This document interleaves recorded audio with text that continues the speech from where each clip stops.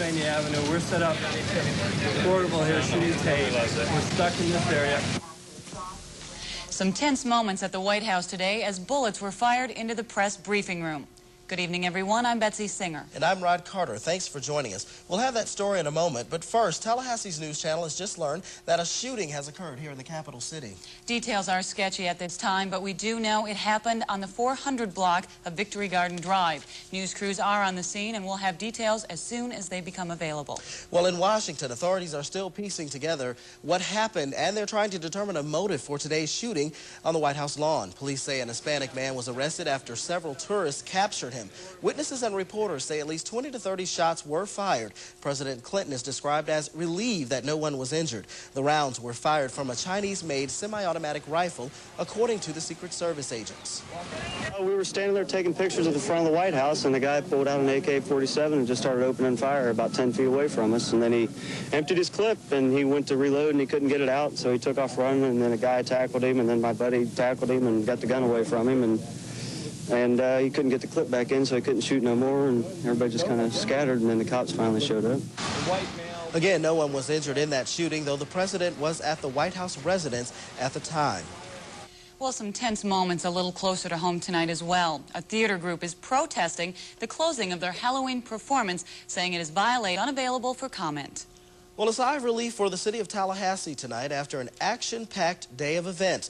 The fair, FSU's game, the hockey game, FAMU's homecoming parade, and their game. Mega traffic for Leon County. News Channel reporter Vanessa Young tells us about the traffic woes on the way to the college games. Flashing lights, officers in the street, bumper-to-bumper traffic, fans on the move. Where you headed? FAMU homecoming. And how's the traffic so far? It's rough. It's really rough. This is what it looked like today on the streets of Tallahassee as thousands of folks tried to remain calm in the pregame traffic. Hi, where you guys headed? FSU ball game. And how's traffic been so far? Oh, easy. It's not too bad. So despite all the hype about anticipated traffic jams and major delays, fans headed to the game say it wasn't that bad. We had a detour all around once you got up on Tennessee in that area, and I'm from out of town, so I was lost the whole time. Okay. Finding my way. So far it's going okay? Yeah, this area right here is pretty good. That directed pretty good in this area. Okay. People got here real early, and so that has helped even out the pace of the traffic. It's helped out tremendously. So it appears that overall, the trips to FSU's game and Florida A&M's homecoming game were far from unbearable, especially for dedicated fans and alumni who've waited all year for the big event. Vanessa Young, Tallahassee's News Channel 27.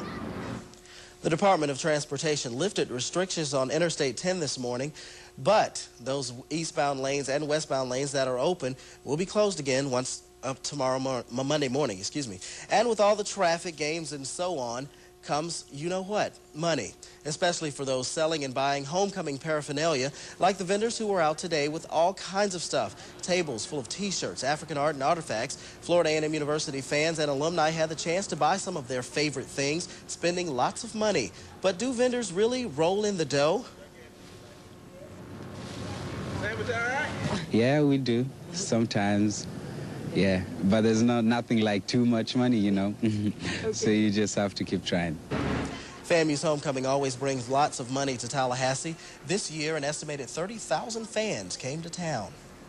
Well, an exciting day in the world of lawn care with a twist. The third annual Lawn Man competition brought out many local participants who mowed for charity. Boys Town.